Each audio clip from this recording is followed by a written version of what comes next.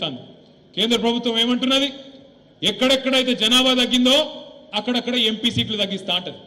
ఎక్కడెక్కడైతే ఎవడైతే నీ మాట వినకుండా పిల్లల్ని కనుకుండా వేయండో, ఎక్కడెక్కడైతే జనాభా పెరిగిందో ఉత్తరప్రదేశ్లో, బీహార్లో, మధ్యప్రదేశ్లో, రాజస్థాన్లో వాళ్ళు జనం ఎక్కువ ఉన్నారు కాబట్టి ఎంపీ సీట్లు ఎక్కువ చేస్తా, మీరు తగ్గినరు కాబట్టి మీకు తక్కువ చేస్తా అని చెప్పి మోడీ గారు ఇలా మన మెడ మీద డీలిమిటేషన్ అనే కత్తి పెట్టబోతా ఉన్నాడు. అందుకే సమిష్టిగా కొట్లాడాలి. ఎందుకంటే వాళ్ళకి ఎరికే బీజేపీ వాళ్ళకు తెలంగాణలో వాళ్ళకు నూకలు తెల్లాయి. ఏదో ఒక ఎలక్షన్ గెలిచిర్రు మొన్న అటిమారి గుడి దెబ్బల ఊరూరికి రేషన్ బియ్యం పంచి తలంబ్రాలని దానికి ఒక కథ పెట్టి, నేను చెప్పేది కరెక్టా కాదా? మీరేమైనా నిజంగా వచ్చినాయి అనుకుంటున్నాయి? అయోధ్యకి అయోధ్య లేదు, ఏం లేదు.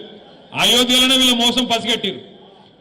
అయోధ్య ఎక్కడైతే రాముల వారి గుడి కట్టినరో అక్కడి ప్రజలే వీళ్ళు మోసగాళ్ళని గుర్తించి అక్కడనే వీళ్ళని ఓడగొట్టి ఇంటికి పంపించారు బీజేపీ వాళ్ళని.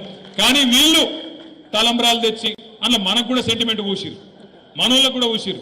నేను ఒక ఇద్దరు ముగ్గురు సర్పంచులు మా వాళ్ళు అడిగారు సిరిసిల్లలో, అన్నా మరి ఏం చేయాలి, ఏం చేసి సురేంద్రబాబు ఏం చేద్దామంటే మరి దేవుని కానీ సరే చెయ్యి కాంతి అని అంటే మరి ఎక్కడో అక్కడ ఊరేగింపులు తీసిరు మనోళ్ళే.